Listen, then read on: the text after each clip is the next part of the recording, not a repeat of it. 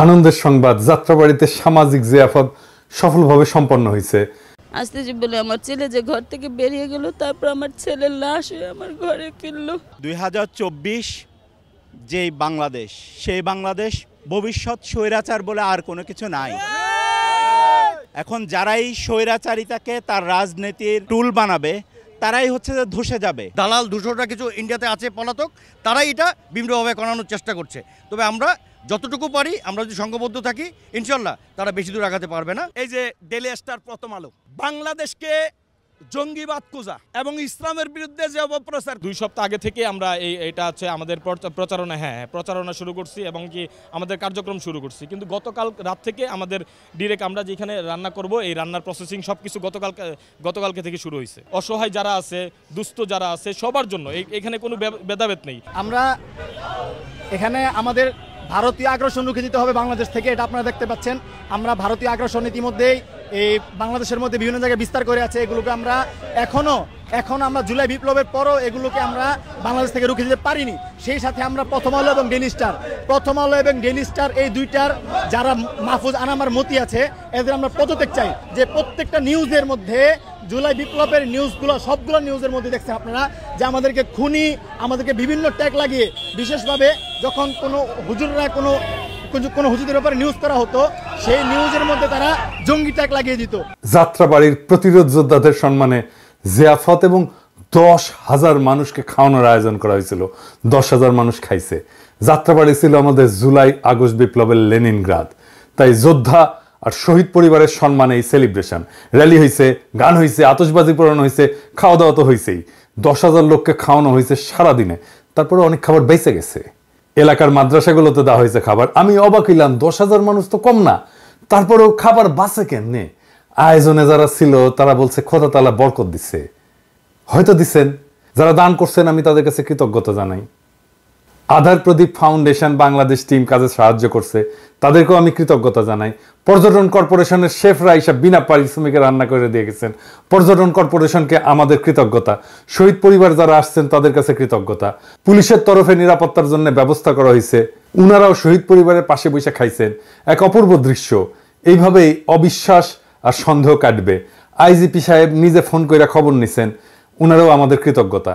এত বড় আয়োজন আমরা করতে পারবো এটা আমরা ভাবি নাই, কিন্তু হয়ে গেল, খোদা তাআলা মিলাই দিলেন। আমি খালি ভাবতেছি খাবারে এমন বরকত আসলো কিভাবে।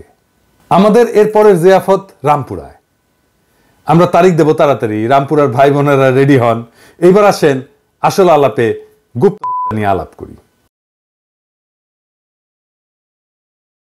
আপনারা শুনছেন এর মধ্যে সারা দেশে গুপ্ত হত্যা হইতেছে, ছাত্ররা মারা যাইতেছে বেঘরে।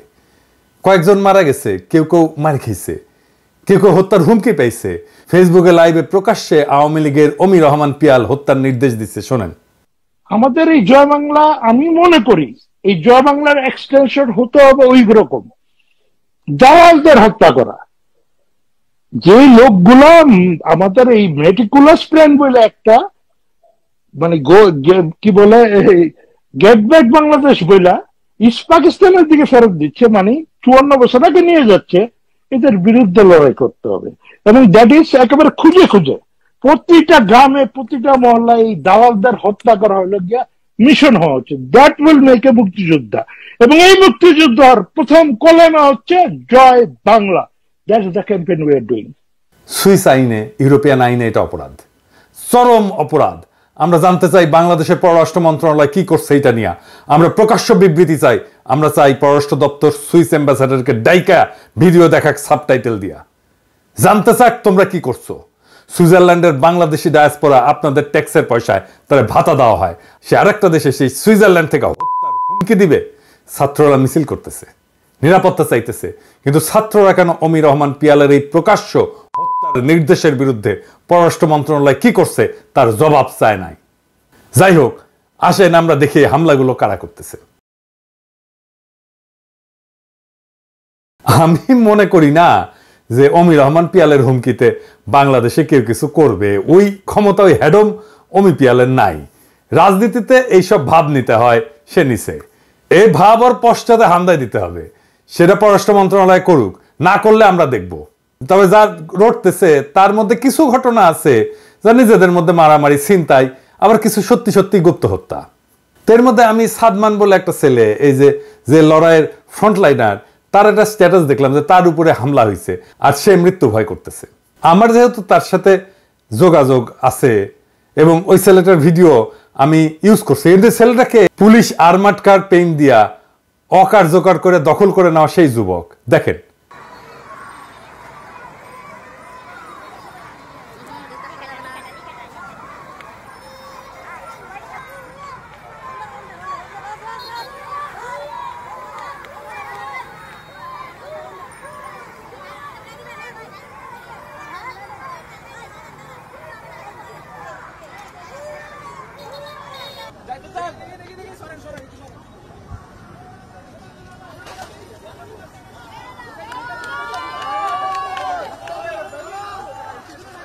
তারে পিটানোর একটা ভিডিও দেখলাম। এই বীর বিপ্লবের 4 মাসের মাথায় মাইর খাইতেছে, এটা দেখাও যন্ত্রণা।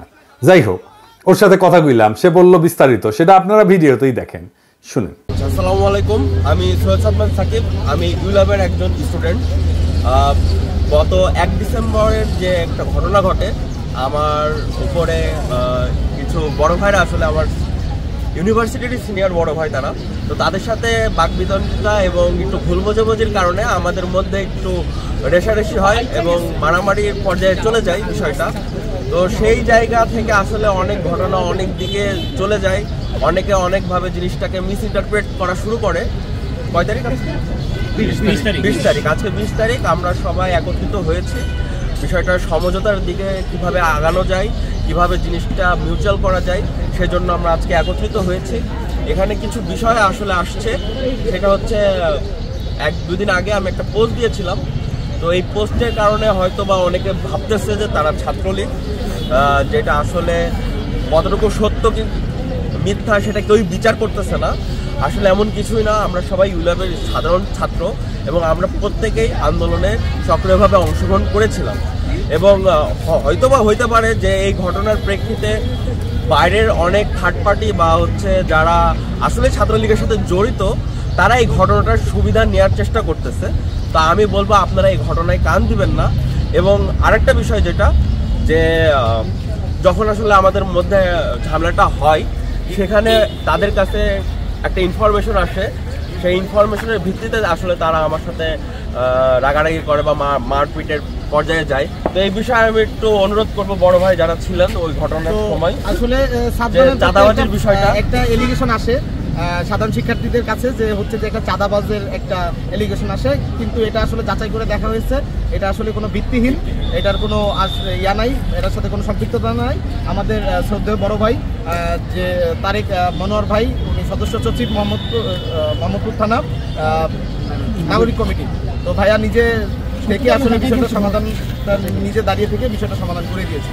এখন থেকে আমরা যেটাই বলবো, আমরা সবাই আসলে ইউলেবিয়ান, আমাদের মধ্যে কোনো ভেদাভেদ নাই। ভাই নিজে থেকে বিষয়টা আসলে প্রবলেমটা পুরো সলভ করে দিয়েছে। সবাইকে ধন্যবাদ। তার মানে পুরাটাই ভুল বোঝাবুঝি, দুই পক্ষে আন্দোলনের শক্তি। এখন যারা মারছে তাদেরকে বলি, মারপিট পর্যন্ত যায় কেন ভাই? এখন বলতেছো যে চান্দার অভিযোগ সত্য না, তাহলে মারতে গেলা কেন? সত্য মিথ্যা যাচাই না করে কাজ করবা না, কেউ না, কোথাও না। এরপরে কিন্তু মাপ চাইয়া পার পাবে না, নিজেরা মিউচুয়াল করে নিতে পারো, কিন্তু মাপ চাইয়া পার পাবে না। আমি ধরবো। আরেকটা টার্গেট কিলিং এর খবর অ্যানালাইসিস করলাম একজন সমন্বয়ের অনুসন্ধান থেকেই দেখি। নর্থ সাউথ বিশ্ববিদ্যালয়ের শিক্ষার্থী বইলা খবর উঠছিল এবং দেখা গেছে সে দেখছে যে নর্থ সাউথ বিশ্ববিদ্যালয়ের কেউ না, হয়তো ব্র্যাক বিশ্ববিদ্যালয়ের প্রাক্তন শিক্ষার্থী হইতে পারে, তবে এখনকার ছাত্র না। এই সমস্ত জিনিসগুলো আরো নিশ্চিত হয়ে ঘটনার গভীরে যে দেখা দরকার যে আসলে কি ঘটতেছে। আবার বলতেছে 3 দিন আগের এআইইউবি শিক্ষার্থী ঘটনায় টার্গেট কিলিং এর শিকার বলে ছড়ানো হয়েছে। পুলিশ ইতিমধ্যেই হত্যাকারীকে আইনের আওতায় নিয়ে আসছে। পুলিশের বক্তব্য অনুযায়ী হামলাকারীর বিরুদ্ধে ছিনতাইয়ের 9টি মামলা করা আছে। সুতরাং হামলাকারী ছিনতাই রিলেটেড কারণে এই ঘটনা ঘটাইছে বলে অনুমান করা যায়। তৃতীয় ঘটনা স্টেট ইউনিভার্সিটির শিক্ষার্থী, এখানে ছড়ানো হয়েছে যে ভারত বিরোধী পোস্টের জন্য হয়তো তাকে টার্গেট কিলিং করা হয়েছে তার ফেসবুক পোস্ট দেখা, কিন্তু এটা নিতান্তই ছিনতাইয়ের ঘটনা এবং ছিনতাইকারী হত্যাকারী ধরাও পড়ছে। তো ছাত্রলীগের হামলা কিন্তু আছে। কিছুক্ষণ আগে খবর পেলাম আসলে ছাত্রদল নেতাকে কুপায় হত্যার চেষ্টা করা হয়েছে। টার্গেট কিলিং বা গুপ্ত হত্যা হচ্ছে বলে আমি মনে করি। আওয়ামী লীগের ইতিহাস তাই বলে, তারা সব সময় ইতিহাসে করে আসছে। আওয়ামী লীগের খুন, জখম, হত্যা, সন্ত্রাসের সক্ষমতা আছে। তো তাদের সেই ক্যাডার বাহিনী আছে, অস্ত্র আছে, এবং তাদের সেই নির্মমতা আছে, সেই বর্বরতা আছে। এটারে ছোট কইরা দেখবেন না, সে আগেও এটা করছে। তবে আরো কয়েকদিন লাগবে এটার প্যাটার্ন বুঝতে।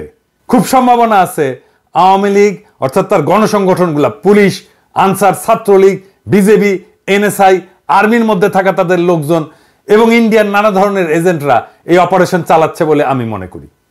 আওয়ামী লীগ কিভাবে প্রতিহিংসা নেয় তার একটা ঘটনা আপনাদেরকে বলি। 1974-এর দুর্ভিক্ষে বাসন্তীর একটা আইকনিক জাল পড়া ছবি ছাপা হয় ইত্তেফাকে। সেরা জালটা গায়ে জড়ায় কলার থোর সংগ্রহ করতেছে অনাহারী বাসন্তী, তার পাশে দুর্গতি নামের ছিন্ন জাল পড়া বাসন্তীর বোন। ইত্তেফাকে ছাপা হওয়ার পরে সারা দুনিয়া চমকায় যায়।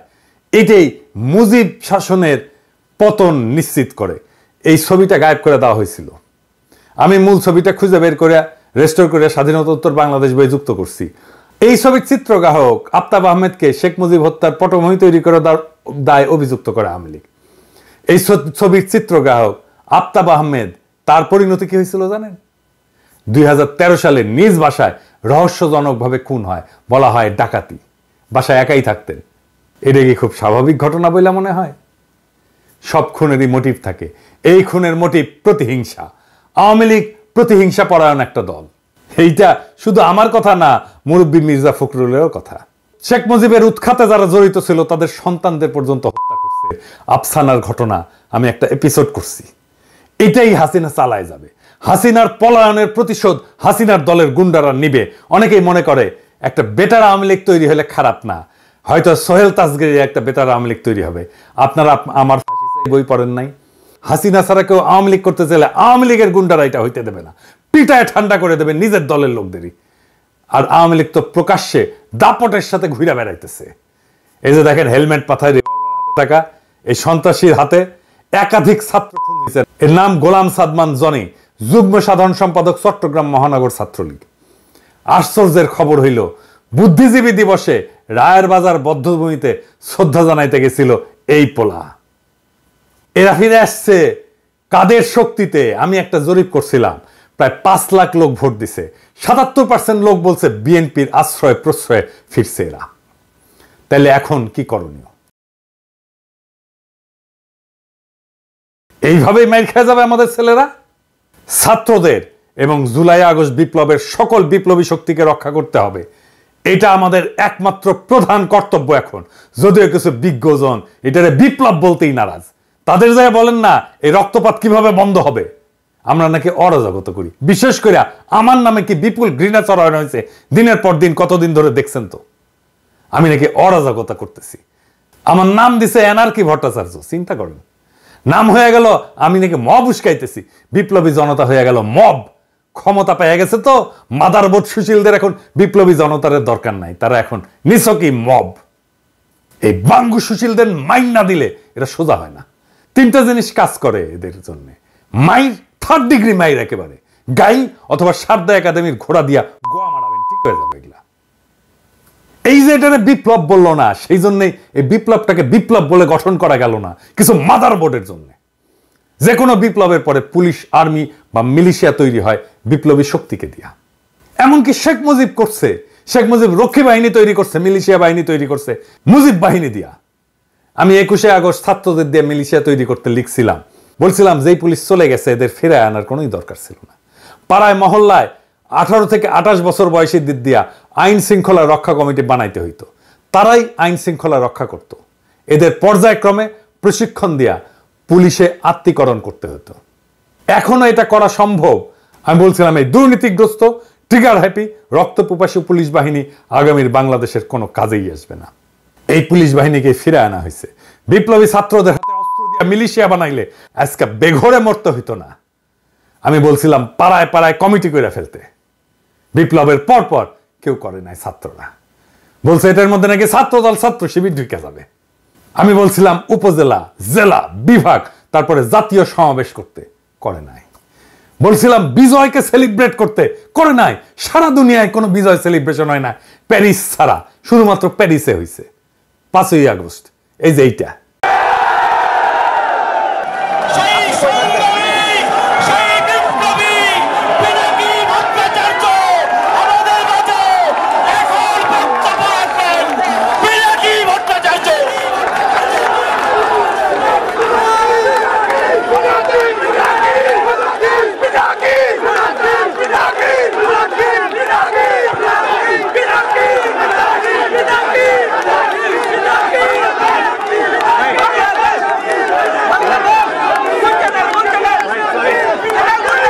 দেশবাসী, বলছিলাম ছাত্র সংসদ নির্বাচন করে ফেলতে, করে নাই। বলছিলাম স্থানীয় সরকার নির্বাচন করে ফেলতে, করে নাই। পুরা বিপ্লবী শক্তি অসংগঠিত হয়েছে দিনে দিনে ক্রমাগত, আর আওয়ামী লীগ সংগঠিত হয়েছে। এই গুপ্ত হত্যা চালাবে আওয়ামী লীগ, বিপ্লবী শক্তিকে টেরোরাইজ করতে, নিশ্চিহ্ন করতে, মাঠ থেকে সরাই দিতে। রাজনীতি কোনো সুশীল কাজ না, লড়াইয়ে রক্ত দিতে হয়, বিজয় রক্ত দিয়ে রক্ষা করতে হয়। এই প্রসঙ্গে একটা গল্প বলি, আমার নিজের গল্প। মেডিকেল কলেজে ফার্স্ট ইয়ারের ছাত্র, কমিউনিস্ট পার্টিতে জয়েন করছি। কমিউনিস্ট পার্টির যেটা প্রথম ধাপ, ওইটা বলে হচ্ছে গ্রুপ মেম্বার। তো সেই ধাপে আছি, গ্রুপ মেম্বারদের ট্রেনিং দেওয়া হয়, নানা পড়াশোনা করানো হয়, নানা বিষয়ে পার্টি কালচার ট্রেনিং দেওয়া হয়। এর মধ্যে পড়ানো হইতেছে পার্টির ইতিহাস, সংগ্রামের ইতিহাস, পড়ানো হলো ইলামৈত্রের ইতিহাস, নাচলের ইলামৈত্র। সাঁওতাল বিদ্রোহ করছিল, কিভাবে লড়াই করলো, কিভাবে নির্যাতিত হলো, সেই নির্যাতনের মর্মস্পর্শী ঘটনা বলা হইতেছে, যে ইলামৈত্রের যৌনাঙ্গের মধ্যে গরম ঢুকায় দেওয়া হয়েছিল। এবং এই মর্মস্পর্শী বর্ণনা শোনার সময় গাছিরা উঠছে, মনে হয়েছে মাইরা ফেলি ওই দারোগারে। তো এই দারোগা কাজ করছিল, আমি জিজ্ঞেস করলাম ওই দারোগারে কেন খাইয়া দেওয়া হলো না? সবাই হারে করে উঠলো, বললো এই ধ্বংসাত্মক কথাবার্তা। আমি কইলাম যে এটাই রাজনীতি। যদি দারোগাকে খাইয়া দেওয়া হতো, আগামী 50 বছরে কেউ কমিউনিস্টদের বিরুদ্ধে মাথা তুলে তাকানোর সাহস করতো না। বিপ্লবের পরে যারা গান্ধী হইতে গেছিল, তারাই আজকের এই পরিণতির জন্য দায়ী। তাদেরকে ধরবেন, মিছিল করতেছেন তাদেরকে ধরেন। এখনো সময় আছে, বিপ্লবীদের মিলিশিয়া গড়ে তোলেন। একমাত্র এইভাবে প্রতি বিপ্লবী সন্ত্রাস রুখে দেওয়া সম্ভব। এই সরকারের কাছে নিরাপত্তা চায়েন না, সরকারকে বাধ্য করেন মিলিশিয়া বাহিনী তৈরি করতে ছাত্রদের দিয়া। বিপ্লব রক্ষা আর আক্রমণ ঠেকানোর আর কোনো রাস্তা নাই, প্রচুর উদ্বৃত্ত অস্ত্র থাকে, তাই দিয়া মিলিশিয়া বানানো সম্ভব।